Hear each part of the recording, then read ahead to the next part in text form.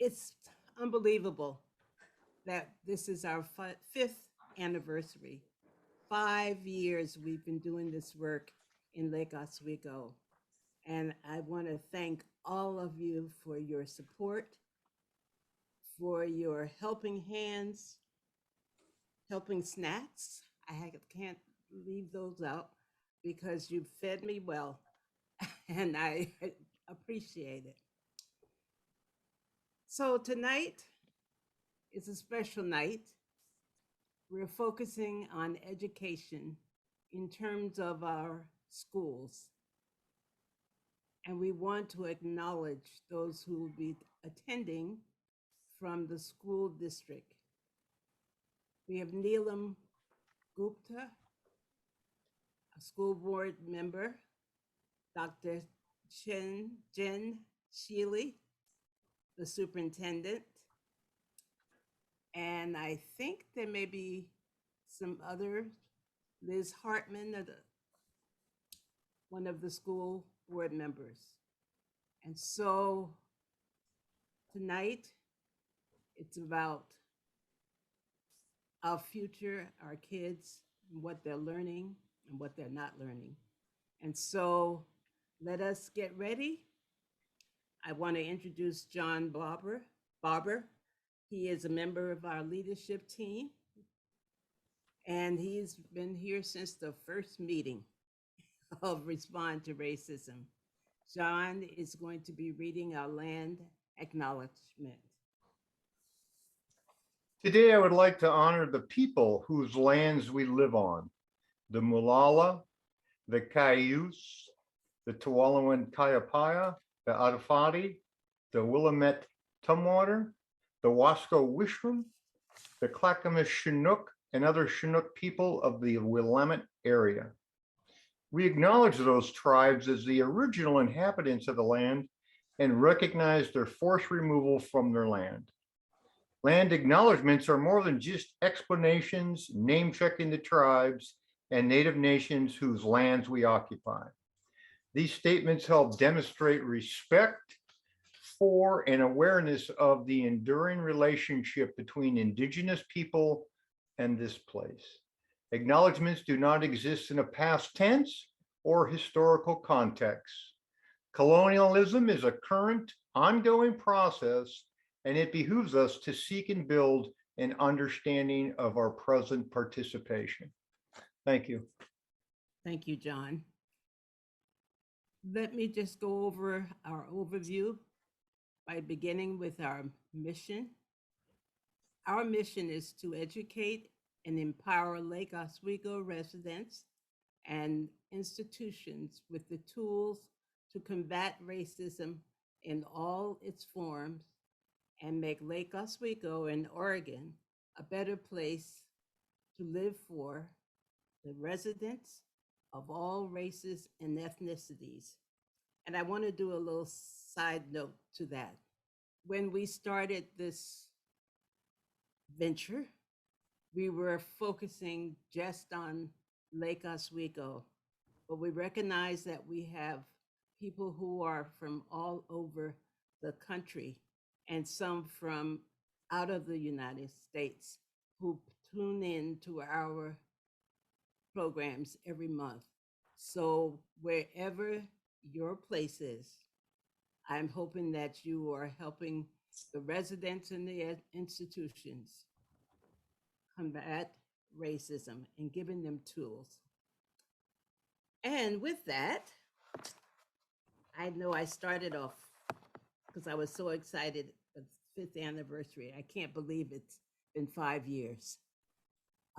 5 fast years, I can say. We also had a wonderful celebration for Amity Day that was coordinated by May Hedem, and she is not here right now. She is getting ready to do some traveling, but we celebrated race amity on June 12th. And it was a wonderful, wonderful celebration with representatives from like-minded groups that are fighting to, fighting to end and combat and end racism, fighting, fighting, and they were wonderful. We have wonderful food. And so I'm looking forward to the celebration again when it comes around next year. We had a Juneteenth celebration that was out of this world. I am so excited. And I have to give some shout outs um, to the city of Lake Oswego. You know, our first Juneteenth, the city was not a sponsor, a co-sponsor, but they have stepped up ever since, and they've been working with us. LO for Love was one of our co-sponsors, and it's just heartwarming to see the people that are coming to work with us around the work, I say, the work of dismantling racism. We had DJ Avalanche. Please wave your hand and say something, DJ. Well, that's a wave. Okay. I wanted people to know where there's a voice that goes with this person. And we are there is a voice. Yes, there is. Because I do radio, I talk a lot, so I don't need to talk that much. Oh, we are so glad that you are talking with us and for us at times. Okay. Anyway, our speaker was Cody Raven Morris, and wonderful speaker from Texas, who has her home for the moment, for the time being, as a professor at Portland State. And we are so thrilled that we had a chance to hear her, hear the story about Juneteenth from a person who was raised in Texas and how she learned as a little girl about it. And so that was just very special for us to have an authentic person just giving us the history. And Ekome and was another group that was here and provided some music for us and dancing. And boy, did they do it. We had Branding Unlimited, who co-sponsored our Juneteenth program in memory of Ella B. Jenkins. And Ella B. Jenkins, the mother of one of our members, and one of the people that is part of LO for Love, and that is Burnett Jenkins. And so we really, really had a good time. We partied. July 4th, thank you, participants who either were there on the side or marching in the parade or hooping and hollering when our Respond to Racism group came by. We got more cheers this year than we have ever gotten. And it was really, really heartwarming to know that we are being appreciated in this city. Want to thank those who applied for city boards and commissions. You should have heard by now whether or not you were accepted for this term. And I want to thank Marvin Lynn, was one of our board members. He has accepted a job in Denver, Colorado, as dean of one of the colleges for the University of Colorado. We thank him for his service. We thank him for the education. If you don't recall, he's the one that talked about critical race theory. And last month, a community speaker,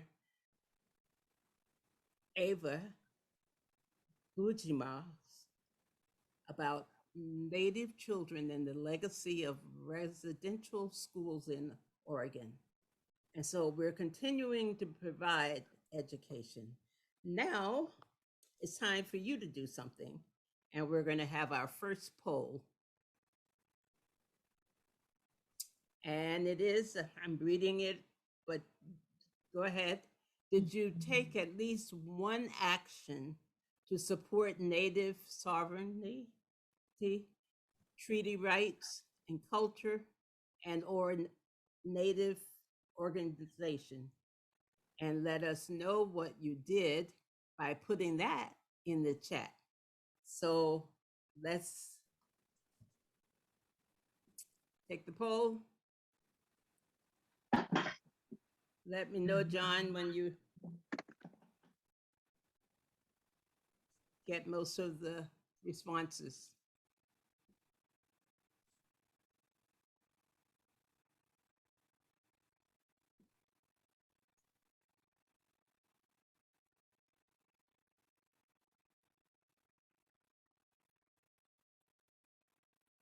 I think that's it.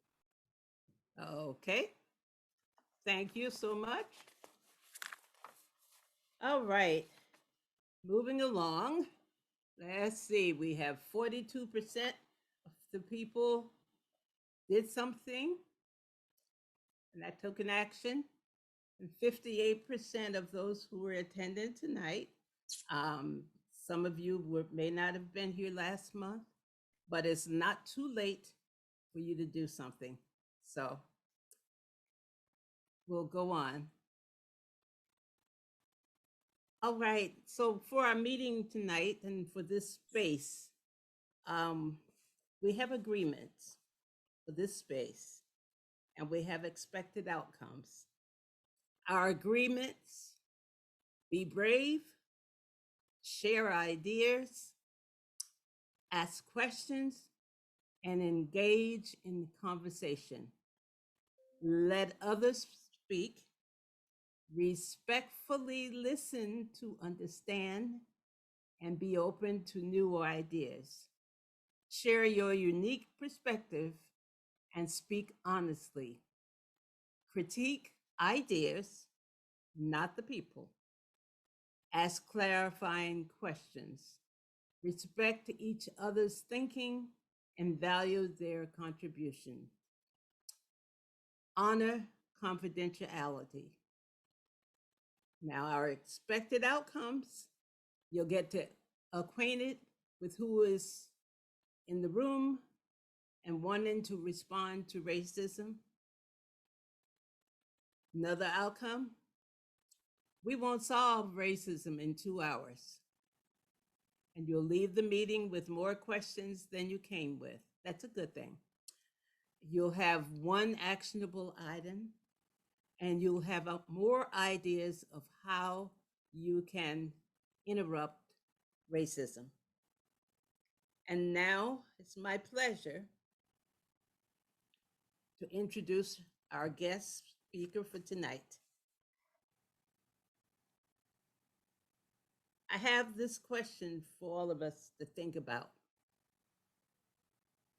How can we all support ethnic studies and articulate its necessity? Let me repeat the question.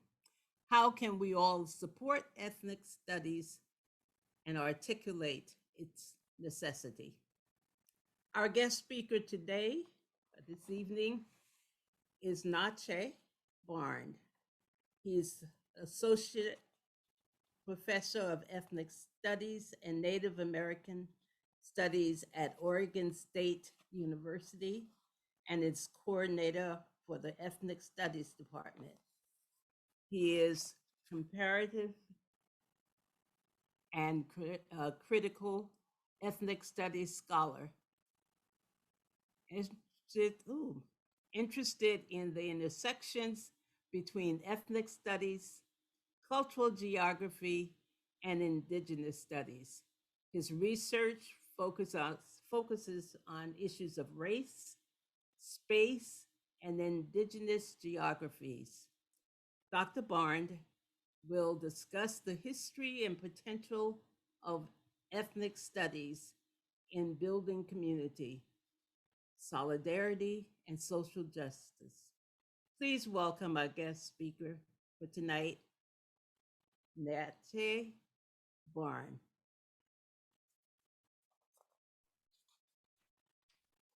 All right, good evening. Thank you. Can everyone hear me okay? Is that a yes or a no? Sorry. Yes. Yes. Yes. Okay, great. Sorry. I was a little worried. I changed my my headset and I was worried that it was not going to work. Good evening, everyone. Thank you for joining. Thanks for having me. This is a really cool opportunity. I actually really enjoy. I do a lot of talks to academic audiences, and I know there's people involved in different aspects of education here, but it is actually really important to me that I'm able to speak with a group that is based in a community and is trying to directly work on and with that community. So I'm really excited to be here because it actually roots very much in the origins of ethnic studies, as I'll share a little bit with you today. So I thought what I would do, I should probably share my screen here. I have some slides to show you. Lots of images. I don't think I have any words. I don't like using words on images or on slideshows, but let me pull this up and make sure you can see that. Can everybody see that okay? Yes. Great. So I thought what I'd do is actually start just talking and tell you a little bit about me, because it has something to do with why I'm here. This is also a pretty standard positioning. We talked about land acknowledgements earlier. One of the things that both in ethnic studies, but a lot of communities do is when you introduce yourself, you position yourself and you say a little bit about who you are, how you come to be here, so that people understand where the knowledge that you're bringing comes from and what it's sort of based in. So I will say a little bit about myself as a way of demonstrating the sort of the techniques and the pedagogy and the sort of ethics of things like ethnic studies. And I'll have lots more examples of this for you. And I'm glad to hear there are folks that are on school boards and other places, because those are directly connected to my action items. I call this a call to action, and I have some items that will be directly linked to those folks and all of us. But so ethnic studies is something I care a lot about, actually. I am sort of an unusual, I'm kind of a unicorn in the sense that all my degrees are in ethnic studies. Every level of my higher education experience is somehow grounded in ethnic studies. My undergraduate was what we call American Multicultural Studies, but I also had a minor in Native American Studies, as well as a second major in philosophy. I have a master's degree in American Indian Studies, and then I'm both a master's and a PhD in ethnic studies. And all of these are ethnic studies degrees, which is a pretty rare combination to have all the way through, and including to have the PhD. And so this is, more importantly than the credentialing of that, is that it shows you how much I've been invested in this, right? I've spent a lot of time, a lot of energy, a bit of money, digging in and really sort of swimming in ethnic studies at every possible route, every possible way that I could. But it started well before that, right? I come from a lower working class family and community, is both indigenous and non-indigenous, but also lived in a town in California in the Bay Area that was very multi-ethnic. At least the neighborhoods where I grew up were very multi-ethnic, multiracial, although the town itself was predominantly white. But that provided me a lot of questions. And Ms. Willie said we were going to have a lot of questions at the end, and I agree that having questions are great. And I had a lot of questions growing up, and I wanted to know about my friends and people I went to school with, and my neighbors, and these folks from different parts of the world, but also just different parts of our society. And so I had a lot of curiosity, and I started studying on my own. I was a strange kid. I was a football player. I was in sort of the crowds that most people would have thought maybe even been scared of. But I was in the library at lunch, reading up on Asian American artists and African American history, right? And I was doing that from middle school on. But I should say also, my name, Natchee, I was named after somebody who is not really well known, but was a prominent figure in the Apache community. And most people have heard of Geronimo. If you ever see pictures of Geronimo, next to him is usually a guy named Natchee who's standing next to him, who is the hereditary leader. So I was named after him. So really from birth, I was sort of given this charge in some ways of taking on really difficult questions around race and colonization and settler colonialism. And I took it very seriously. And I've been doing it ever since, and I've been teaching it for now more than 20 years, well over 20 years. I've done it up and down California, in Oakland and San Francisco, and LA and San Diego and Sacramento. And I've been in Oregon for 10 years. I should say just briefly for those of you who are interested in education as well, because this is going to come back around later. I also just, I guess this was 2 weeks ago, came off a 4-day K-12 Ethnic Studies Institute that I ran with my colleagues here at OSU, and we plan to be offering this on a yearly basis. So you might start to anticipate some of those calls to action that might be coming down the line and toward the end of today. But had an opportunity to meet and talk with K-12 teachers from all the way from the earliest grades through high school. And I myself have someone who's gone through college. One of my daughters has already graduated college, and I have 2 others. One just finished 3rd and one just finished 5th. And so these things are really important to me in all personal ways and sort of familiar ways, and just in terms of the work that I think is necessary. So I have a million more things I can say about that, but I will kind of move us along here as best I can, because I think I warned everybody I can talk a lot. The DJ is not the only one who talks all the time, so I also get paid to speak quite a bit. All right, so here's what I'm gonna put up here. Oh, sorry, I should have had this while I was talking. This is just a mural. I use a lot of art in my work and my research, and in presentations I use art. And I pulled this up, and maybe I'll come back around to this at some point, but this is a mural put together by a woman from LA, or in the LA area, called Ethnic Studies Now, and in the past and in the future. And it's got a lot of elements. There's some scenes on there you might recognize from some pictures I'll show you later on that represent the origins of ethnic studies.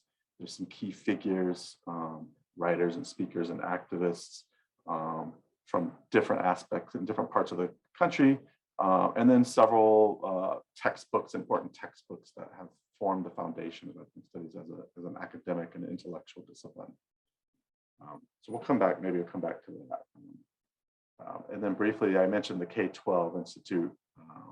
I'll come back to this so you'll see the slide again, but that's just the evidence that we did that. So here's the briefest of outlines you could possibly make for what I'm going to be doing today. Talking about ethnic studies a bit for the first part.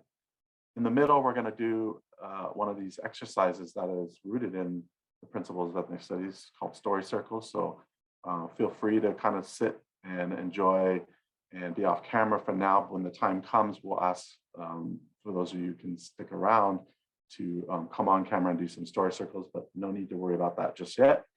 And then we'll come back in just to do some debrief, but also to answer that question that was posed. And what do we do next? What's the action that we take? So this is the plan for the real quick and dirty plan of today's talk. So we'll start with ethnic studies. And I thought what would be interesting, because I don't know who's in the audience, but generally, and I do this with most of my classes on some of the first days, is what is this thing? We've probably heard about it. We've probably heard some things about it, but we might not know. And if we haven't taken courses or we haven't studied it, it's hard to know exactly what this thing is. And so I'm going to start kind of in a backwards way. I'm going to start with what it isn't, what it is not, because I think that's one of the places where we often get stuck. And then I'll work my way toward the things of what it is. So I love pulling images, looking online and finding images that can help me tell these stories. And so one of the first things I found when I was thinking about what it is not is to think about that it's not about treating everyone equally as a remedy to all social ills, right? That this idea that niceness somehow will solve our problems, will solve and end racism, and that it somehow reflects that the general stuff that we've already learned. And I've seen students and other folks kind of reference this, that, oh, this is stuff we already learned. We already know these things. We get this all throughout our schooling. And it shows up in a lot of different ways, in visuals like this, and this visual will represent a few other of these items. But obviously this is an important way of engaging with people, but this isn't what ethnic studies is centering, right? It's not about just niceness. It's not just about equal treatment. In fact, equal treatment can often cause the reverse of what we think. And this is where I heard you say we had and I saw on the schedule, there was a speaker that talked about critical race theory. And I know folks have probably been hearing a lot about that if you're paying attention to the media. And one of the things that those folks do, which is a very complicated scholarly legal analysis, is talk about notions of equality and how that actually is the mechanism of producing inequality in some certain contexts and through legal processes. We're not going to talk about that. Maybe if we have questions and want to talk a little bit at the end, we can do that. But so it's not about that, right? It's not just let's learn to be nice and sort of see everybody as the same. And this image kind of points to that, right? It's a sort of a sameness, a shared humanity, which again, important, but not the thing that's going to help us resolve some of the challenges we have. It's also not ethnic studies is also not a study of culture, something like what anthropology does, which is say, what are the aspects of culture and how do you do this and do that? And how do you think about these things? That's an important part of what we do, but that's not the center. That's not really the core.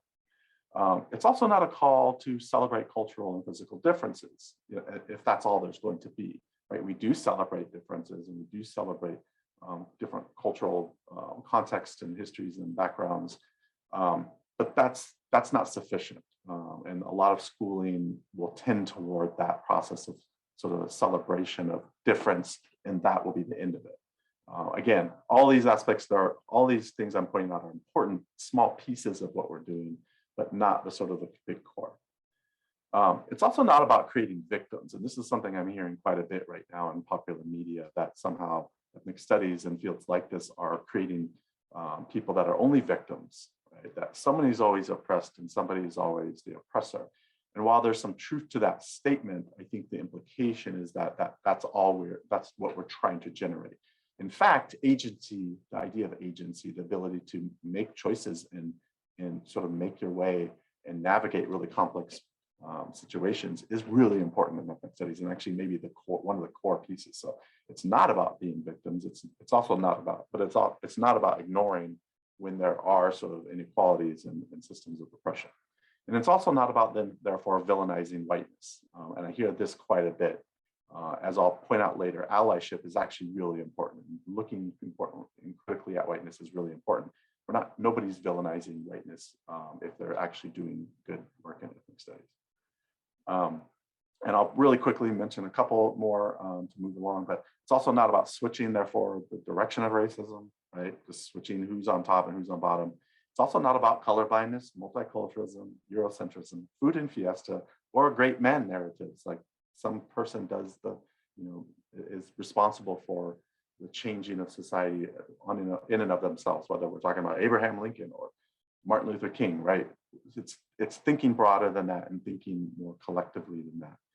And lastly, it's also not about just the idea of bias, and this is kind of indicated on the first one, or just, and it's not about this idea that it's just interpersonal relationships, right? If we just stop being negative toward one another, if we stopped having negative thoughts about one another, I often tell my students, even if every single person in the world woke up tomorrow and nobody had any kind of racially motivated or racially negative thoughts in their minds, the effects and the realities of racism would continue for many, many generations and maybe forever. So that tells us it's more and beyond just our individual biases and interpersonal things. And there's reasons why that is. And that's what we'll kind of get toward.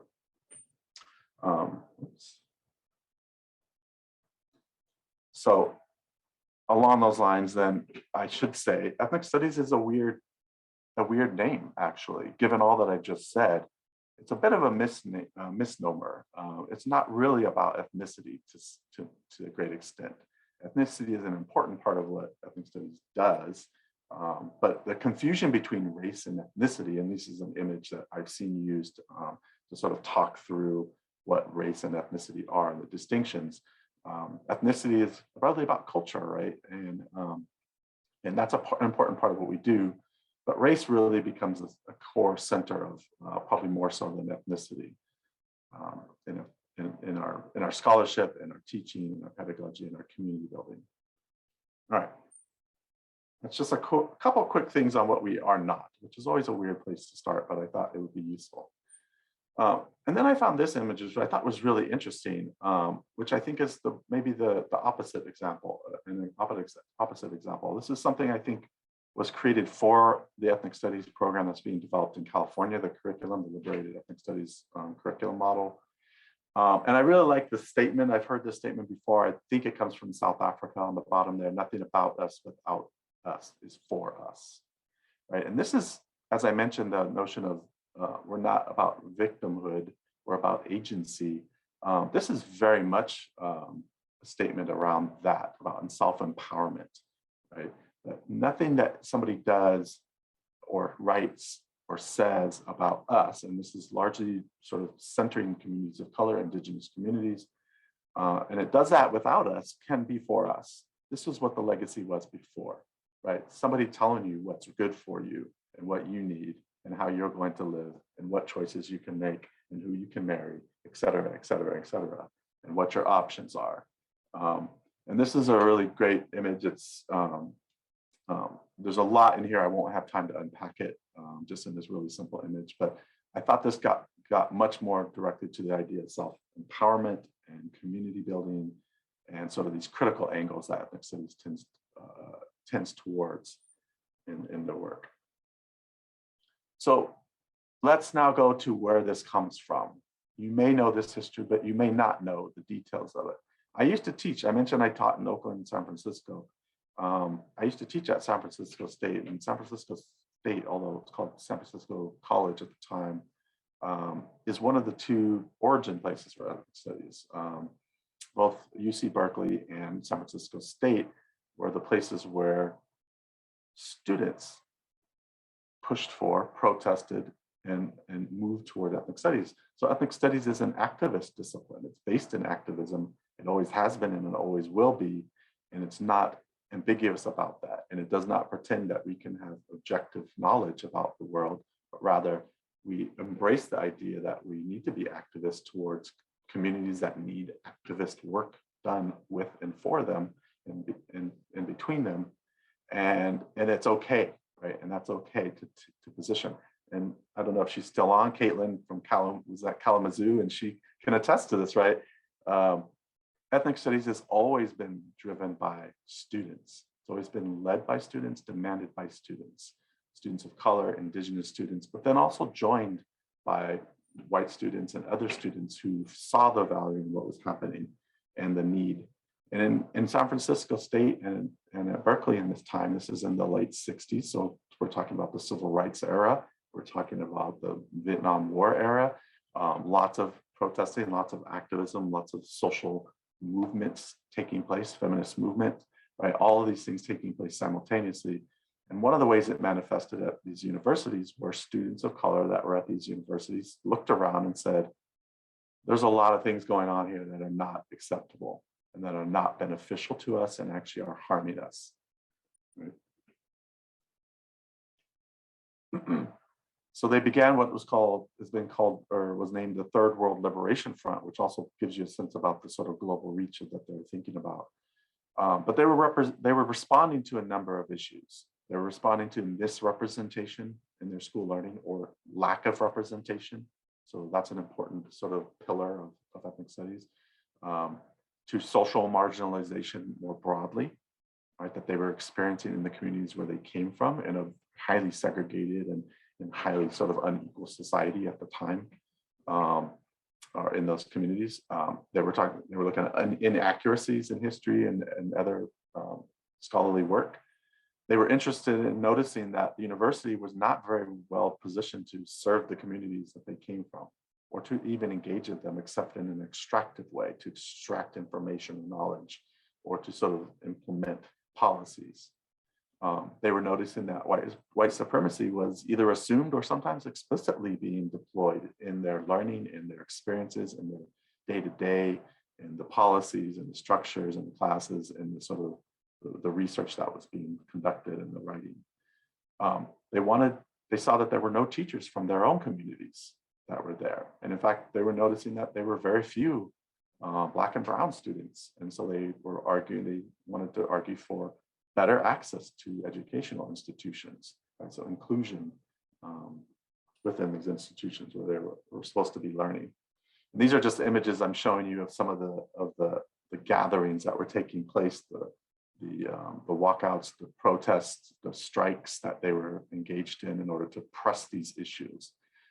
They were noticing there were no tools that were provided for their own self-empowerment or for the community self-empowerment, right? They either had to get with the program or they had to move aside.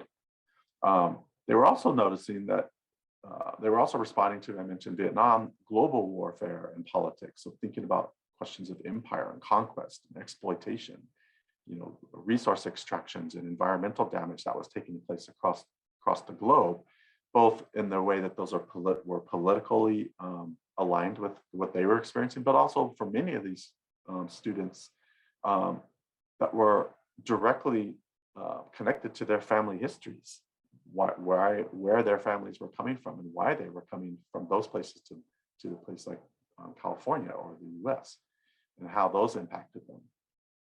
And then lastly, they were responding to the issues, and some of these issues might sound familiar, and I think that's useful to notice that they might sound familiar. And then also the policing, right? The policing of communities of color, including the violence against them, the brutality, the harassment, and the killings that were taking place. These are all issues, honestly, that sound like the things that I hear now, the readings or the writings and the readings that I see from those eras basically sound like they were written for today. So it's a really interesting sort of parallel, and not in a good way. So what happened? How did they respond? Well, I mentioned they went on strike. They refused to go to class. They marched and protested. They made demands. They did sit-ins. They did all the things that you would imagine of that era that were pretty common and well known. They fought to establish Black studies in particular, but also very quickly after that, Asian American studies and Chicano and Latino studies, and in the East Coast, things like Puerto Rican studies, Indigenous studies or Native American studies, or whatever the terminology they may have used. We see now there's additional adds to those, including Pacific Islander studies and Arab studies, et cetera, et cetera. They were interested in alliance and coalition, right? And some of these images that I'm showing you here, they give you a sense of that. And you can look and find any of these. They're available. San Francisco State has them on an archive, but they're available in a lot of other places. But the idea of alliances and coalitions and solidarity were really important, both to create this program of ethnic studies, but also to realize there were some shared experiences and similarities, some families of resemblance that they could sort of talk to one another about. There was a strong interest in the ability to acculturate, but not to assimilate, right? There was, at this moment, the pressure was to assimilate, to lose all sort of semblance of your own cultural, historical background, and to become something else, which most folks had already realized it's not really possible if you're already visibly marked, physically marked, racially marked as other. It's very hard to just disappear and become an American when you're not allowed to do that. So the argument was we're fine with having the ability, the right to acculturate, to adopt practices and cultures that we are interested in, but not with the idea of being forced to assimilate, especially when it doesn't work anyway. So they're very much interested in history from below, thinking about social history, community history, thinking about representation in culture and expression, economics and politics. Sorry, I think this went backwards. And I mentioned the alliances. This is all actually some pictures of some of the white students. You can see the sign, solidarity, struggle, history, and there's some other other signs that are kind of harder to read on this, but talking about police harassment and fascism, you know, that term seems to be back in fad again. And these students would argue that they also were losing out, right? Rather than arguing, if we bring in more students of color, we're going to lose spots, we're going to lose this, we're going to lose that. They were arguing, no, if we don't have that access, if we don't have that knowledge, if we don't have those opportunities, we're being denied a quality education. We're being denied a holistic, comprehensive, humanistic, you know, reality by our own curriculum, by our policies, by who's not here and not allowed to be here. And so they were arguing very much, and both the students and many of the faculty participated in this, and were joining the marches and going on strikes in order to support the students' demands for ethnic studies. There was a big critique of normativity, right? And we won't go too much into that. We can ask about that later. But all the politics of normativity, this was pretty standard at the time. What does it mean? You know, what does gender mean? What does class and sexuality mean? How do we perform those things? What are the options that we have that maybe we're not allowed right now? Another aspect that was really important was thinking about the community assets. I'm sorry, I skipped a little bit ahead there. Thinking about community assets rather than deficits, right? That each of these communities had cultural assets that could be used and strengthened and that were valuable. They were places of knowledge and knowing. And they weren't just places which at the time, you know, if you were from the ghetto or from the barrio, right, or whatever, the reservation, they were things that talked about as places of deficit, in need of help, in need of change, in need of education, guidance, right? Sort of paternalism ultimately is what they were being told they needed. And these students recognize that, no, we have knowledge bases, we have community strengths and assets that we draw from every day. And how do we bring this to the table in a new way? So all these movements, all these requests for tools of self-empowerment, or the manifestations of them, was in the origins of ethnic studies, right? Thinking about social movements, thinking about decolonization from the very beginning. So as you may have seen on the slide already, how does the university respond? How does the community respond? They respond as you might predict. Here you see some early, you know, relatively mild images, but you see that I might have you take notice of the very large baton, these very long sticks that were being brought by the police with their riot gear to break up what was basically a free speech moment, right? To say, we want this, we're going to demand this, we will stop going to school, we're going to ask everybody to stop attending classes, we're going to disrupt things until we get somebody to respond to this, to make these changes. And they responded with police violence. They responded with these batons. They came fully prepared with the riot gear in force to meet these students and to engage and try to subjugate them, right?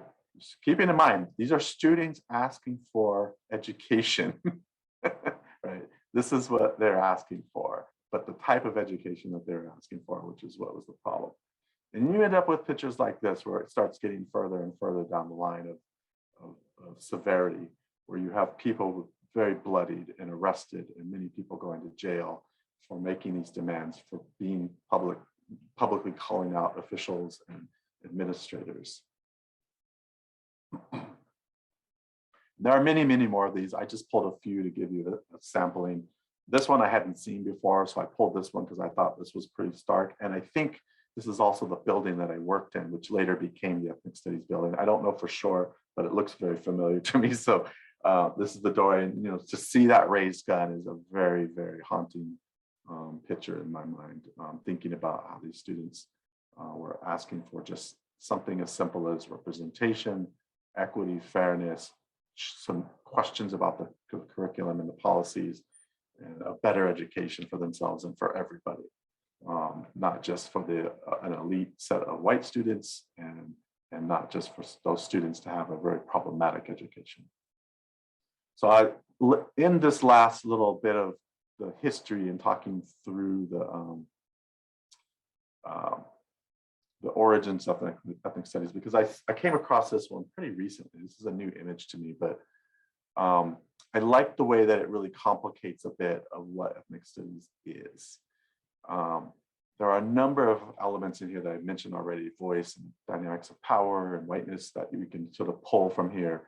But you'll notice that there's a lot of variety in here. So we see Asian American health, right? We see Native American law. So already we're starting to see the interdisciplinary nature of what ethnic studies does. It's looking very specifically at how health or law operates, then looking specifically at how it operates within one particular community, because Native American law operates different than law that applies to other communities.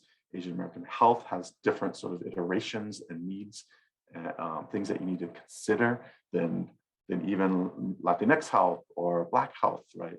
Art and history, Chicano studies. There's the one on the farthest is myth, memory, and history. So thinking about how do we tell stories about what and who we are. Latino narrative of film, so that sort of representational and creative aspects. Latino politics, obviously politics are really important aspects of any study that's interested in it. Social change. And then mixed racial descent, which is something that often gets left out, actually, this idea of questioning what race is exactly, and mixed race being one of those places that we can actually start to interrogate and undo these notions that there are such things as Black and white and red and yellow races, right? Rather than that racialization is really what we're thinking about. Racialization is a verb, right? There isn't a race. But racism is a project, and racism is a process by which people are given or sort of imposed upon in terms of racial identities and what the significance of that is. But also that there are multiple forms of racism. I think this little simple graphic to me indicates the ways in which there are different ways in which racism works. It changes historically, it changes depending on their groups, changes depending on context. It's also intersectional. We don't have anything specifically here, but we can think about the ways it intersects with things like gender and sexuality and citizenship and language. And those are important aspects that we need to consider all at once, because each of those also adds a new layer of complexity. And the reason I'm focusing on these complexities is because I think what the narratives that we typically get is that ethnic studies is a very simple thing that's very straightforward and really problematic. And I will argue that it's actually quite complicated and really hard to actually follow. I deal with students on a day-to-day basis at the university level, and I know how much they struggle with understanding these complexities and understanding how do you frame something globally, but be focused nationally in the US, which is what ethnic studies does. It's transnational, but it's focused in the experiences of the US, the context of the US. It's talking about immigration, it's talking about policy, it's talking about culture, it's talking about law, right? It's talking about health. These are all woven up into ethnic studies in a way that is centered around really dynamics of power, and largely around the analytic of race, the notion of that there's such thing as race, and that they have these implications in how we experience the world. So it's systemic. It's thinking about systemic and structural things, not that interpersonal and not bias. It's thinking about how does this operate. I mentioned racism would continue on. The impacts of racism would continue on potentially forever, even if we never thought about race again. So that means we have to think about then how has it become systemic and structural, and how is it embedded in the things that we do. And that all requires a very important tool of critical analysis that is the reason why we're being asked not to be in schools in many states, which is why it's being banned in many schools in many states, because there is a lot of threat to this. And I will argue, and the title of this talk was that ethnic studies saves lives. So I've mentioned a couple of these areas, but maybe we can think a little bit about, these are direct things. Some are very obvious, right? When somebody points a gun and pulls a trigger and takes someone's life, that could potentially be stopped with some of these kind of perspectives that we're trying to produce. But we're also thinking about the bigger picture and the aggregated differentials, right? What ideas that Ruth Gilmore talks about racism is really about slow death, right? The ability to control and decide on the pace or the slowness or the fastness of death or social death, either social death or physical death, right? So violence, one, but what are our life expectancies? How does health affect, impact our life, our ability to live? If we can look at 2 different zip codes and tell you what your life expectancy is going to be, and it's going to be different, that's a problem, right? So this really is about saving lives, right? What are our educational and work options? What are our experiences with imprisonment or disease or harm exposures to labor extraction, right? To political violence, to stress on a day-to-day, to poverty. All of these are things that are actually about life and death. If I have time at the end, which I don't think I will, I have a piece I'll read that I wrote about a year ago in response to the killings in Atlanta of several Asian American women. But I was made the same case that it's about, that our lives depend on things like ethnic studies. And we need to actually take that seriously. We need to understand the ways in which everything is structured in such ways that if we don't change them, if they're not seen as urgent, people die.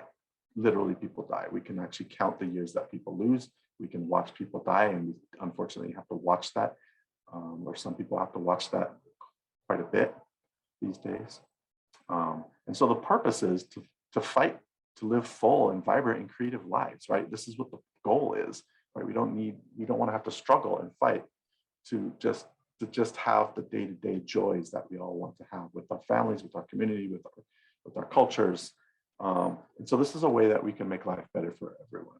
It's as simple as that.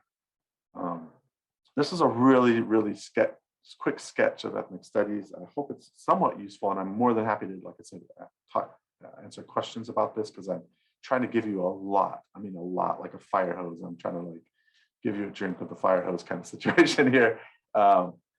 And so what I wanted to do here is, with this context, with a little bit of this, as a model, thinking about how folks try to respond to the context, I'm going to give us a tool and ask us to do something in a much lighter way. I'm not going to ask anybody to be hit with batons, luckily. I'm going to ask you to participate in something called a story circle. And I mentioned at the beginning that stories are really important. I think that the students were trying to re-narrate a story about their value and the things that they wanted from their lives, and the things that people were not acknowledging were true about what was happening in the world. And I'm going to ask you all to participate in just one simple exercise. It's very easy to do.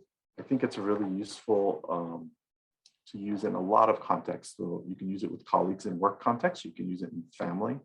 You can use it in educational settings. And I use this quite a bit in a lot of different settings. So I'm going to describe a little bit about what this is and give you some guidelines. You will have a facilitator that will join you in a small group, a breakout group. And each of you will have a chance to participate and do a little bit of debrief before we come back to talk. So just for context, I consider this story circles technique very much an ethnic studies tactic as well. Right? It has origins with the Student Nonviolent Coordinating Committee in the South. It also emerged through this thing called the Free Southern Theater. These were community-centered projects that were really to speak to power, that were to provide an opportunity for narrative and voice and counter voice and self-empowerment, and to uncover. One of the founders talks about, right, when you tell a story, you try to uncover stuff, and you try to do it to create benefit for others. When you lie, right, you're trying to cover something up, and this is the opposite of this. And so the technique here is, I'm going to admit, is a little bit uncomfortable and a little nerve-wracking. It might even be downright frightening to you, and that's okay. It's supposed to be a little bit that way. It's supposed to be a little uncomfortable. It's supposed to ask you to be vulnerable. It's asking you to take some risks, and I saw that this is one of the features that this particular group has asked that as an agreement is to take risks, as a community agreement, to take risks, and to be in space with others and start building community. And all this is rooted in, a pretty tried and true philosophy that you can only move at the speed of trust, right? And story circles are one of the ways you can begin to build and develop a sense of trust. So I'm going to give you the prompt here and a little bit of direction, just so you know how this works. So soon I will ask you all in these groups to also jump off camera or jump onto the camera, but here's how this works. I will ask you, I'll give you a prompt for a story. When you get together, each person will have an opportunity to speak for about 3 minutes. It'll be timed, you'll have 3 minutes. You should, if the timer runs out, try to finish your thought, right? We're not going to tell you to stop, but finish your thought, finish your sentence. If you end early, I'm going to have the facilitator, encourage you to maybe add some more thoughts to the thing. So use your full 3 minutes. I know 3 minutes can feel like both nothing at all and forever, depending on how you're feeling. And that's okay. That's part of that discomfort that you're going to have. When you're telling your story, try to create a story. Try to have a beginning, a middle, and an end, right? Have a narrative arc to it. They should be personal stories, right? They should be firsthand stories. The thing you don't want to do and that you want to avoid is making these stories an abstraction, right? Don't start tipping over to general philosophizing or making of statements. If we could just change that's not a story. That's not your story.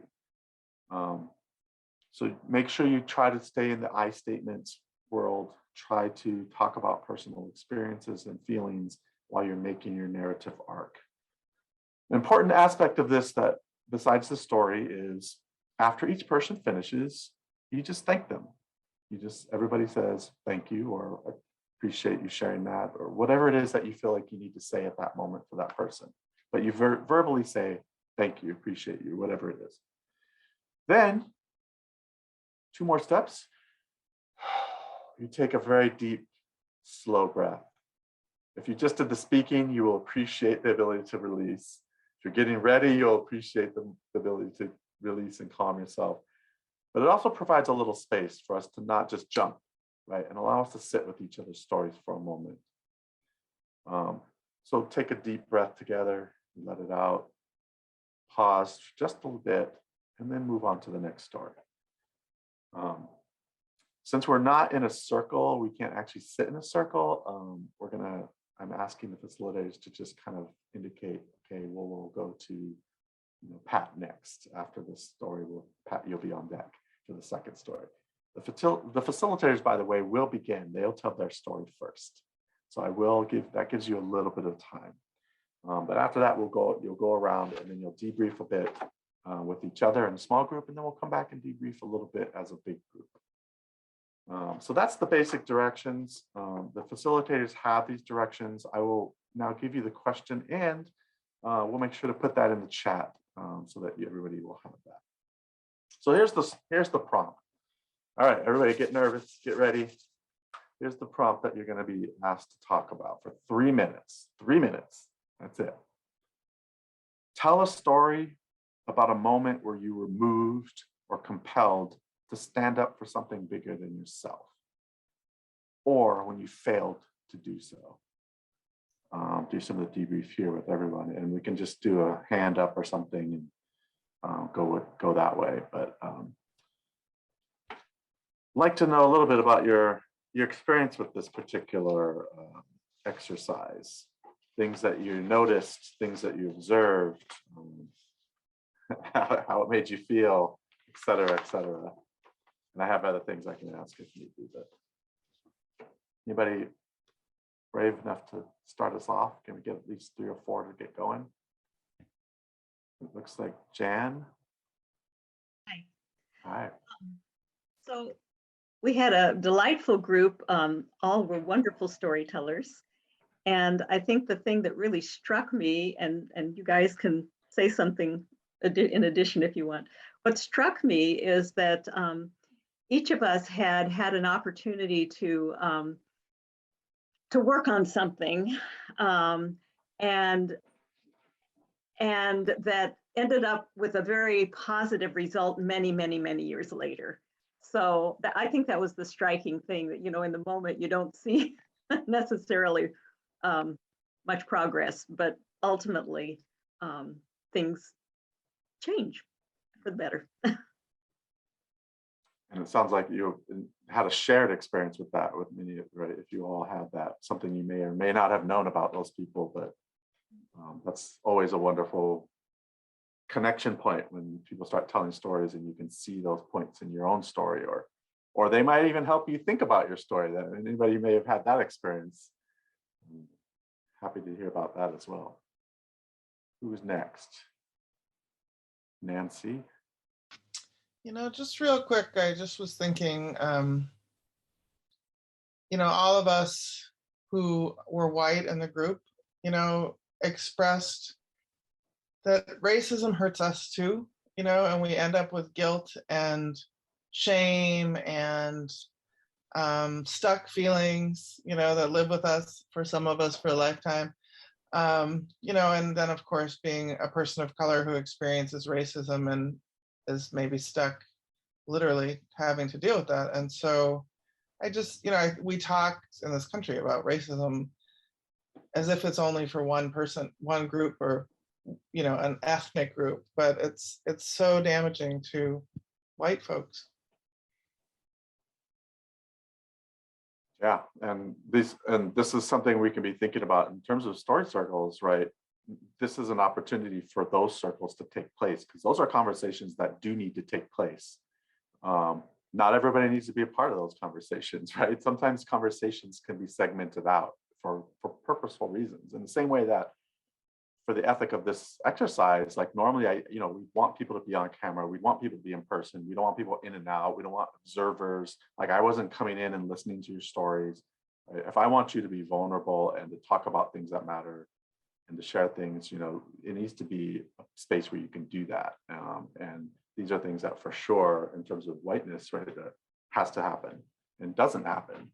And that's a story circle right there. We could say, talk about your experiences with whiteness. There's a story circle, boom. Let that sort of go with the group and see what happens. And story circles work best when they happen in iteration. Multiple stories lead to the next set and then the next set. So for those of you who are interested, and it sounds like maybe Nancy, that's something you'd be thinking about, that I just gave you a free, easy prompt for a story circle, which I think could be really fun and useful and help with that sort of notion of stuckness, because the stuckness doesn't help anybody at the end of the day, right? People need to figure out what to do. So thank you for sharing that. Can we get a couple more here? I see you're all eager. Looks like Caitlin. Let's go with Caitlin, then I'll come to Jane. I would actually just like to draw attention to a question in the chat. I don't know if you can see that. I can't right at this moment, but I can look for it.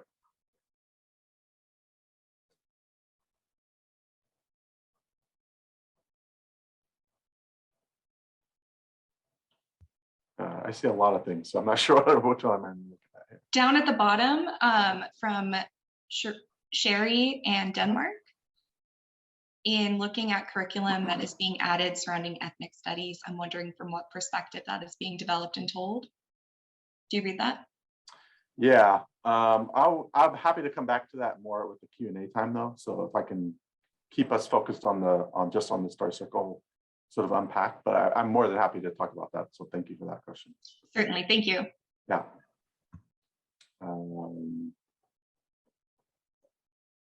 We had someone else and I lost them. Was it Jane that was ready? You're on mute still, so.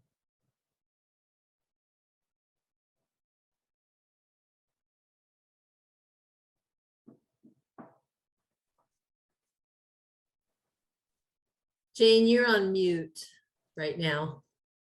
Now, there. Oh, you're muted again. There, is that better? Can you? Okay, I was just going to say it was striking because two of us were in a mindfulness group, meditation group, just yesterday. And when we had a story circle, which was based on mindfulness meditation, it's very much like this. And each of us was struck by how much we learned and shifted inside of ourselves internally as we listened to each other's stories. That happened just like this again tonight. And And it reminds me of a time I spent some time with some Choctaw people that were in a story circle. And what I notice is each time I release the sadness and the pain of my not having done something I wish I had acted on, the next time I feel empowered to do better. And that kind of thing is something I think that's powerful about story circles. And so thank you for bringing it to Respond to Racism. Yeah, thanks. Appreciate that. It's a good reflection. It really is intended to be empowering and community building. That is its origin, that is its purpose. And like I said, nothing can move forward except at the speed of trust, right? And if you don't know somebody's story, if you don't know them, it's very hard to develop that trust. Some people are just very trusting, but most of us, I think, are a little bit more guarded, and we need to know more. We want to know that we can believe in them, we believe in different people. And that starts with talking about ourselves and talking about each other, and finding those points of connection and finding some ways to work together, especially when it's hard, because that's when you need it the most. It's easy when everything goes well. It's really hard when things are going badly to work with somebody. Neela.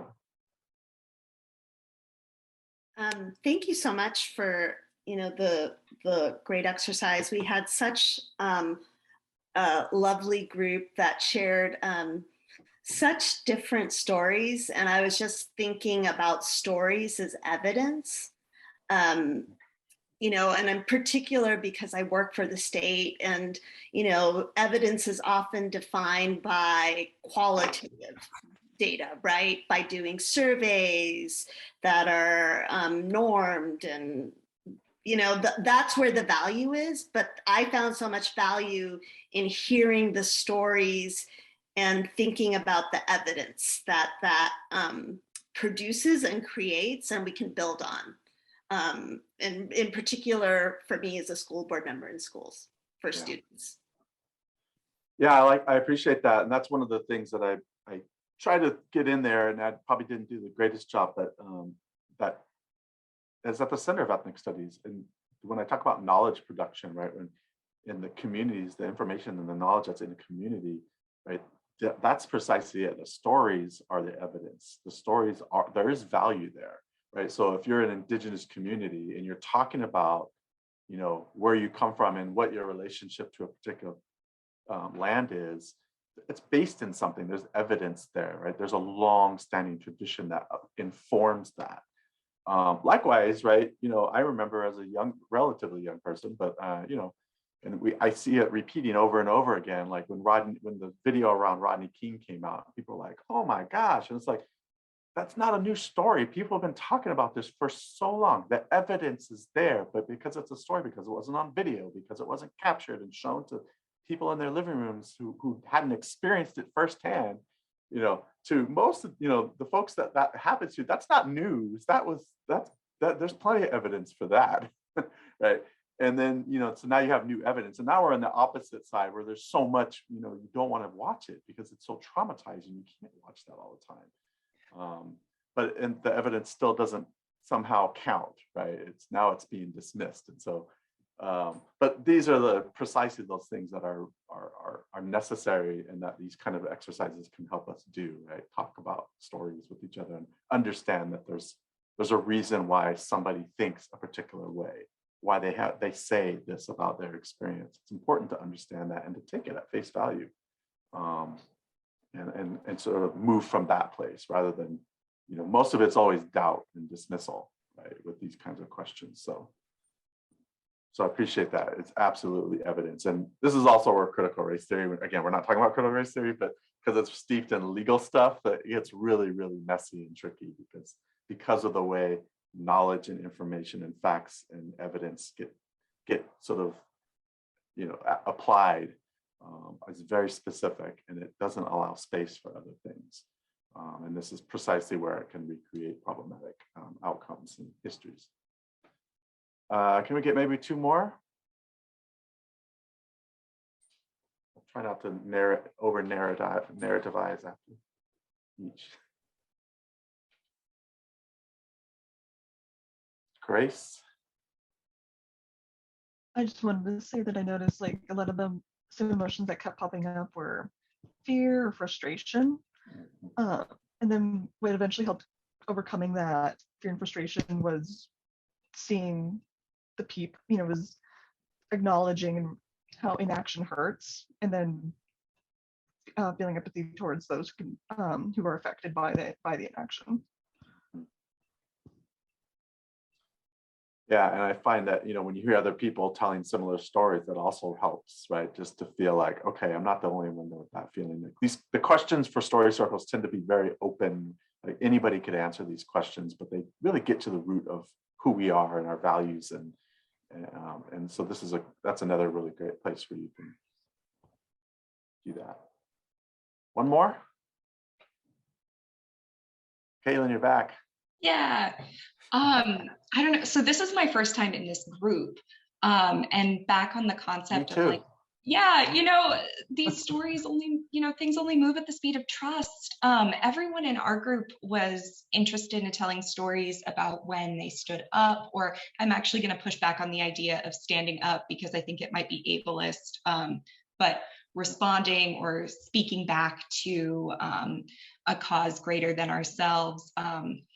I was a lot more willing to talk about a time when I did that in this group than a time when I failed to do so. And it's left me with questions about vulnerability and how we build community through our storytelling, and what stories we're willing to tell and where. Yeah, and I think this is, again, as a tool, right? This is precisely aimed toward getting to those questions and pushing folks. So ideally, right, it works when you have the ability to do another one and do another one, or like if you're in an organization or a community, to do it on a regular basis, or in a family. That's the best place where it can really move places. And ultimately, the story circles are aimed at or designed to then allow you to then think about what is that action, that thing that we're going to do with this tool, that we're going to use our sort of story development and sort of engagement to then lead towards something. But you won't know that until you go through that process. So I do acknowledge that when you just kind of plop in, you never met anybody, it can get a little tricky. You may never see these people again. You can make decisions about that. And I think that's useful to think about at the very least is, how do we engage with vulnerability in different moments? There's reasons why we protect ourselves, because there are dangers, but also there's reasons why we should work on vulnerability, because there's a lot of outcome that can emerge from that if we really go there. It's risky, but that's how it works. It's like love, right? You don't take the risk, you don't get the reward. So I'll go Leslie and then Sherry in Denmark are next, it looks like. Hi, thank you. I just wanted to say that I really couldn't come up with a specific story, but the only thing I could say was that when you were asking the question is just like this huge tabulation of all the times in which I have done it and all the times in which I haven't done it, in times that are big and small. And how good it feels when you do something, but how it really weighs on you when there's something that you could have done and you didn't do it.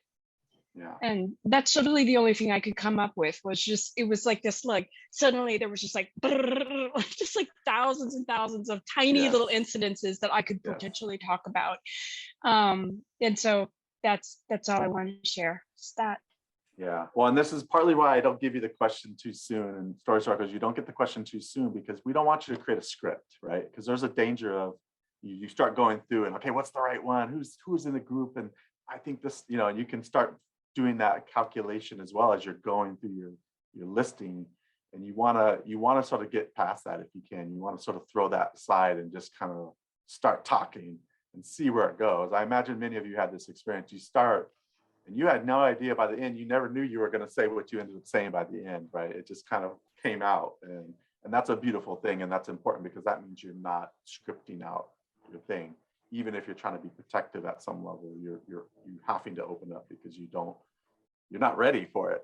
So there's a bit of a lesson in there, I think, as well. So, Sherry and/or Denmark. Yes, thank you. First and foremost, I want to start out by thanking everyone for being here and being a part of this group. Thanks to Caitlin and Nancy and a lot of people that have shared and speaking about their vulnerabilities and, you know, bearing the weight and the responsibilities of things. I think what's amazing is even in these moments where we just heard people not speaking up or saying something at a certain time, you're all here to do that now. So I think that that's super important, and the vulnerability in these conversations change things for us. Quick story, when I was a kid, I was in, I want to say second grade, first or second grade in Illinois, and a kid had a birthday party that was at a golf course, a country club, where Black folks were not allowed to go. And so we were invited guests, but as we arrived, we were told that we couldn't be there. And so that was something that stuck with me the entire time. The family stood up and said, no, no, no, these are friends of ours that have been invited for our son's birthday, but we elected to leave at that moment simply because, you know, it could have created a little bit more of a problem in that moment. But as an adult growing up, I know what that feeling's like. And it didn't make me hate everyone that didn't look like me. But what it did make me do is it made me understand that there is truly an imbalance. And I found myself sticking up for others. It didn't matter whether it was female, other colors or whatever. And I think that, you know, in these situations, being vulnerable and having these conversations, like Natchee said, this is where you get to experience someone else. And then especially as an adult and someone who has kids, you look at it and go, that's absolutely horrible, you know? So these moments are great. And I just want to thank everybody for being here and sharing and being vulnerable, because this is how we push the needle and get forward by sharing our experiences, whether, like Nancy said, being someone white who, you know, you're also suffering from things because sometimes you're deprived of opportunities. You don't know what could happen if you had the opportunity to collaborate with someone of a different color, different race, different situation, where that could have taken you in life. You know, so everyone gets robbed by these divisions. And again, I just wanted to share that story and thank everyone for being here and being bold enough to stand up and, you know, for those who need it and speak in your own truth. So there you go. Yeah, and then when, you know, because this is when things get hard, right? And people have to make difficult decisions or are confronted with things and maybe they're implicated, right? It's a lot easier to do that work with somebody when you have a built relationship, when you're invested in them and they're invested in you, you understand them, you care for them. It's a lot easier to just throw somebody under the bus when you don't know them, don't care about them, don't understand their perspective, and vice versa, easier for you to get thrown under the bus by others. And so this is, you know, especially in groups like this. So I guess this is, you know, as we're kind of heading toward, you know, action items, right? This is definitely one I've already kind of suggested, right? There are a number of, there are an infinite number of possible story circle prompts that you can do, right? I suggested one earlier. You can do stuff around belonging. You can do stuff around anything at all that just gets people to share. And to be open and vulnerable. And this is a tool, like I said, that can be used in a lot of different contexts. And it's important to think about the power dynamics that are at play and how do you sort of construct around that, because you don't want to put somebody also in a dangerous place. But it is a tool that I find is very, very helpful in a lot of situations. So any last thoughts before we kind of close this out and go to Q&A or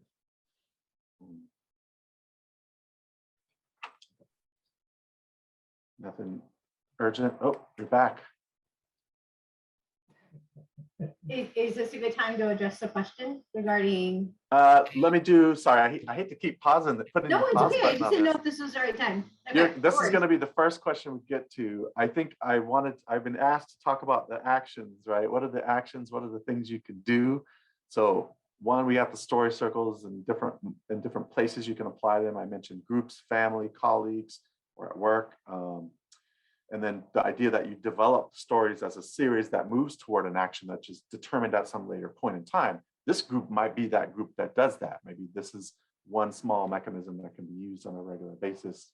You know, when you do small groups, you need to be small, so time-wise, but it also needs to be intimate enough that you can kind of share with each other in a fairly quick time frame.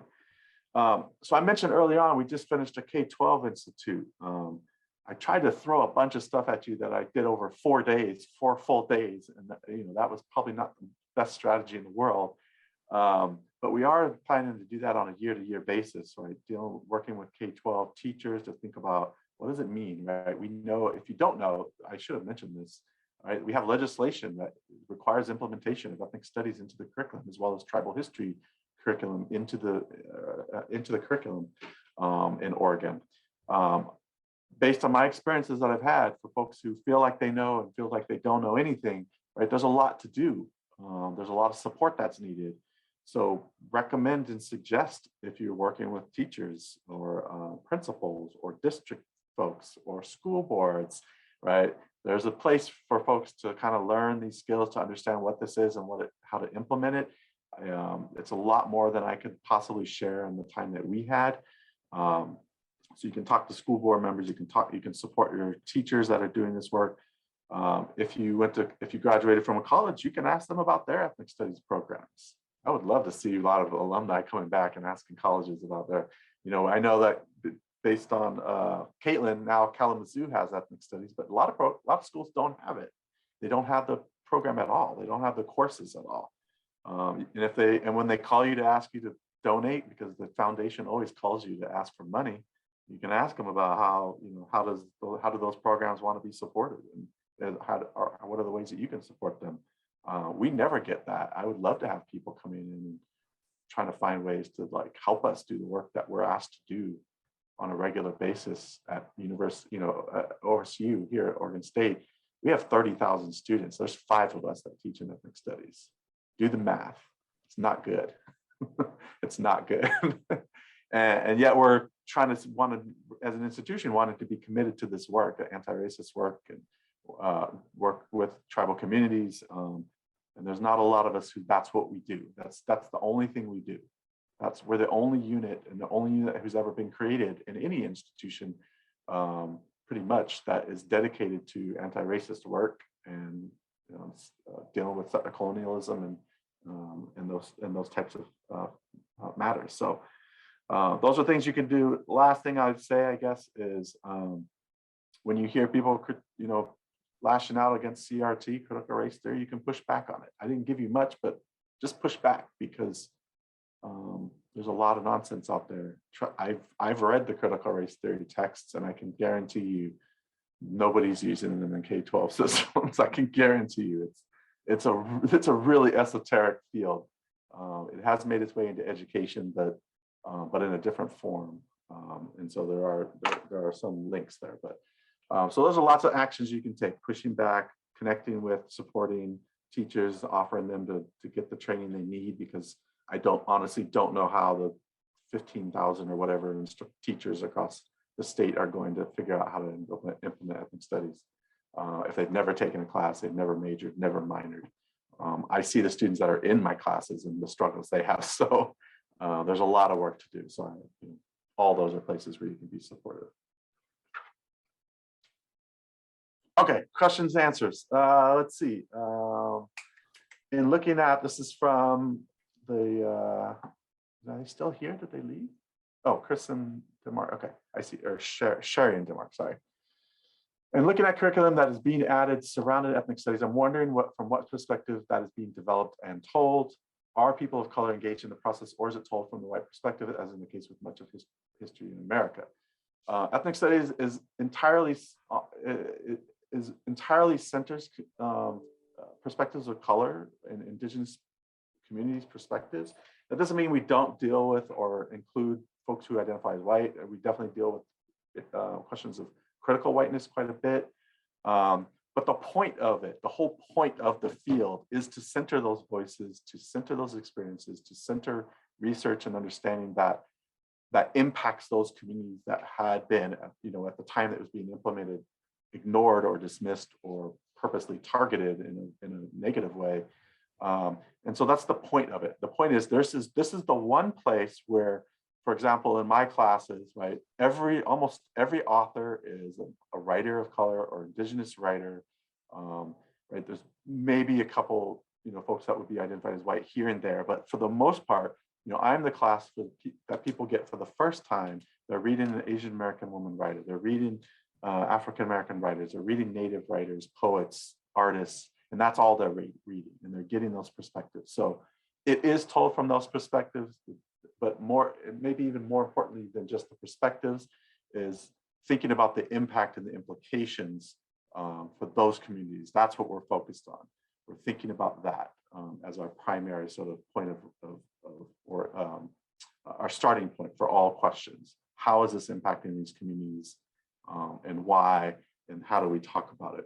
It gets way more complicated because then you can get into the internal stuff. So if you're in, in sort of like we're doing, a Black Studies course, for example, my colleague might start to think about what are these internal sort of dialogues and discussions that are taking place, and how are these sort of contradictions playing out within those communities and across those communities, or when you have intersectional analyses that bring in questions of sexuality and gender, right, which is required at all moments. You have to have all those things operating simultaneously. So it's actually even more complicated than just from communities of color and people of color. But absolutely, yes, that's where it's come from. Those are the key scholars. There's a thing called citational practices, which is about who do you cite? Who do you reference when you write something? Are you always referencing, the standard folks? Do you reference, Black scholars and Indigenous scholars and writers and thinkers and community folks or not? And if you don't, like I'm an editor of a journal. If somebody submits something and they're not citing in those ways, then they're not doing the work of ethnic studies. And they need to go back and make sure those perspectives or the intellectual traditions are being sort of fused into their thinking. So that's absolutely at the center. Otherwise, you can get everything else anywhere else you go, any other discipline you go to, you'll get the rest of it. So, all right. So I think Neelam's going to be managing the Q&A here. Yeah. So please, if you have any questions, type them in the chat. I do have a question for you, though, while people are thinking.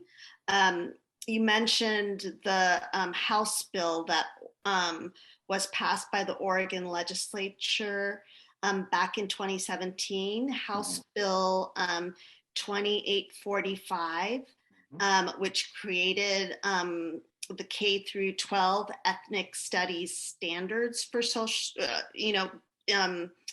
authorizing the creation of these ethnic studies standards for social science. And the standards were created and released in February of 2021 with an implementation timeline of 2026-2027 school year. Yeah, it got pushed back. It got pushed back. Yeah. Yeah. Yes. Yeah. Can you speak a little bit about how the standards, the ethnic studies standards, were created and developed? I don't know the ins and outs of exactly what the standards. I wasn't part of the working group that was doing the standards, developing the standards. But what I have noticed is, like for Oregon, so we have the standards. What we don't have is the curriculum, and that's partly what our institute was doing, is helping teachers begin to develop some of the curriculum. If anybody's here as a teacher, one of the things that I've learned from preparing for the institute, but also because I have students in the K-12 system, the standards are, there's a lot of ways to meet standards, right? And that's kind of that's the danger and the concern I think I have around the standards have to be open and broad enough that you can do a lot of different things, but that also means that you can sort of sneak stuff under the carpet, if you will, right? You can sort of you can get stuff through that maybe won't do what it needs to do. So the standards are really interesting. Some of the teachers thought the standards, it was important to talk about, think about the standards really precisely. And other folks thought, it doesn't, we can make the curriculum fit the standard. That's not a big issue. We do that all the time. So I think, Yeah, I think the standards are important because it's what's required, right? You have to demonstrate that you're meeting those. My concern and was from the beginning was, how do you actually manifest those in a way that actually is ethnic studies, and not what I had kind of went through that long litany of, unfortunately, probably, boring you to some extent with, here's all the things it's not, right? It's not this, it's not that, because that's what I typically will see, the sort of the more multiculturalist and sort of additive and sort of, MLK and you those are important at certain moments, and obviously grade sensitive, but thinking about how do you push beyond that, how do you really sort of do the work that actually impacts communities in meaningful ways, and that has the voice, as the question earlier had, right, that reflects the perspective and experiences of communities in a thoughtful way. And it's very easy to go awry. So we would, one of the things that we did was like, here's an example that could be good. But you start to unpack it and you realize, actually, this could be really bad, right? This could be a really problematic example. There are obvious ones that are bad. So when the teacher decides, we're gonna do a role play of a slave auction because that'll help people understand what slavery was like that's obviously a really bad idea in so many ways I can't even begin to list, right? But this is a real example. This was something that somebody actually did in a school, right? And then there are other examples where, it's about nuance, and how do you sort of unpack what it means to think about in Oregon, Lewis and Clark, to think about the Oregon Trail. And how do you do it in a way that doesn't just, so, my daughters did that curriculum, and, I noticed that we continue to still, for example, put the students to be thinking about themselves as the folks that are on the trail. That's the center, right? So the narrative is, this is the main story. These other folks are these part players or sort of insignificant, even though now we have stories of Indigenous folks being added in, and we have some other folks being added in. The story is still about putting yourself in the shoes of the folks traveling in covered wagons. And some students, that's not their family. That's not their story. But for all of us, the question is, what is that story actually about? I often ask students, and this is related to the standards question, because I often ask my students, right, why we only know the name of 2 Native women in all of U.S. history, and they're both, and I could ask you right now, and you give me the same 2 names. I've never gotten a third name, right? It's Sakakawea and it's Pocahontas. Those are the 2. And the reason why we know them is because they're thought of as facilitators of colonization, and that's it. So, the bigger picture of what we're talking about, the implications is there as well, that we have to dig in a little deeper. Just adding their voices isn't sufficient. Adding York to the story with Lewis and Clark is not enough, right? We need to unpack it, right? His story is really terrible. But that's not the story we're trying to tell when we tell that story. Yeah, Sorry. no, thank you. Thank you so much for that. The importance of curriculum. And then, I know you also mentioned the importance of professional development, if you can say a little bit more about that. Making sure that, our teachers are ready to use, the standards and whatever curriculum ends up being developed. Yeah, I mean, it's really is a training. It's a way of thinking, in the same way that when people talk about critical race theory, right? It's a way of looking. It's a lens by which you look at things, right? It's a lens by which you look at information. You look at sort of values. You look at sort of processes. You look at implications. We just started a new Indigenous Studies minor, so we now have an Ethnic Studies minor and an Indigenous Studies minor and an Ethnic Studies major, but. I'm constantly perplexed. We have 30-some thousand students. If we had 1% of that population majoring and minoring in ethnic studies, we'd have a huge number more than we do now. So what that tells me, though, is that students that are coming in doing their teacher ed programs, they're not getting that. That's not part of their training. And so if they're going to have to be doing it down the line, one of 2 things are going to happen. They have to go back and do it through the PDUs that they have to pick up on a year-to-year basis, which is fine. You can do that, but why not do it while you're already here, right? Infuse it from your learning from the very beginning, right? Whatever institution you might be at, whether TSU or U of O or Western or whatever it happens to be, there are places where you can gain some of these things.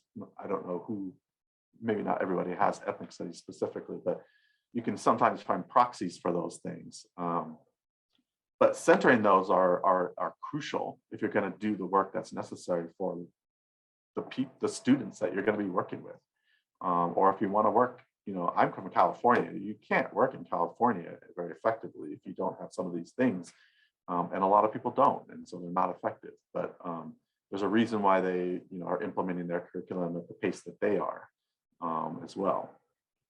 So I think it is ongoing as well. So as much as I say, get these as a minor, get these whatever while you can, while you're in college in particular, it's ongoing. I'm learning every single day.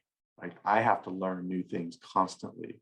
I'm learning so many things that I that I'm always like, how did I not know that, right? And I have PhD in this stuff, and so I don't know how many of you knew about this is something I learned some time back, but I was thinking about, gosh, what was that? I was reading something and I was thinking about social programs, and how many of you know that the free lunch programs, right? School lunch programs, that are everywhere across the country now, right?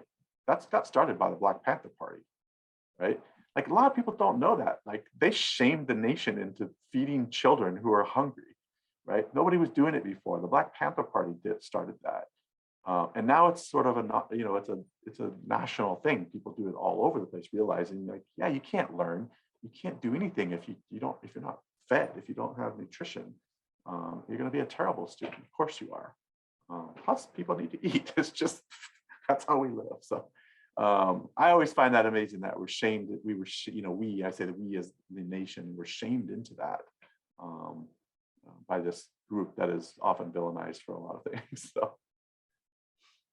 Yeah, so true, and thank you so much. I learned so much from listening to you and listening to all of you, both in the small groups and then in the discussion afterwards. And so I'm going to turn it over to Willie and Pat to close us out. Thank you, Nila.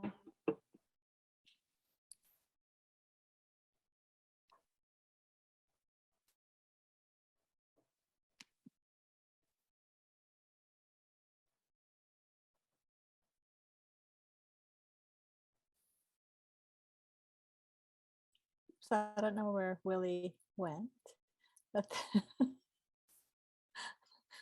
thank you, Natchee, so much. We are gonna. There was so much information. Yes, we do have a lot to unpack in our community as well. So also, we're going to put up a poll, a 2 right now. So, and the question was, will you be able to commit to an action that was proposed tonight?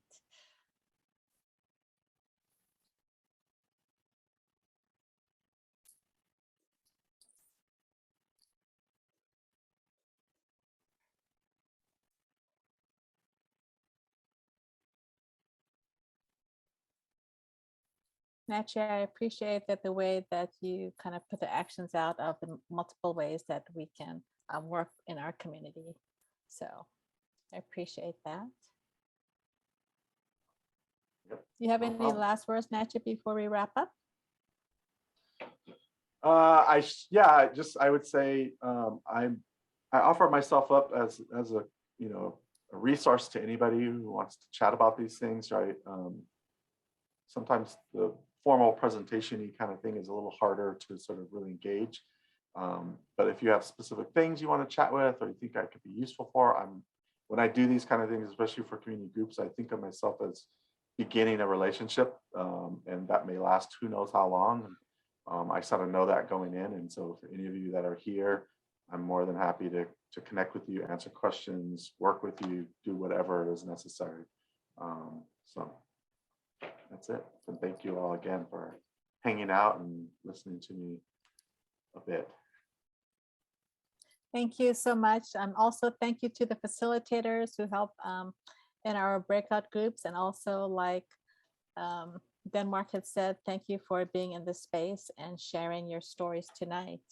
So the last announcement that we have for the evening is, I think Willie mentioned it in the beginning, thank you for running for the board. There are going to be ways that you can help in the community. Is there going to be 3 city council seats open, and you can certainly tune in to join Mayor Buck tomorrow to learn more information about being a city councilor, and you can log into the website for that.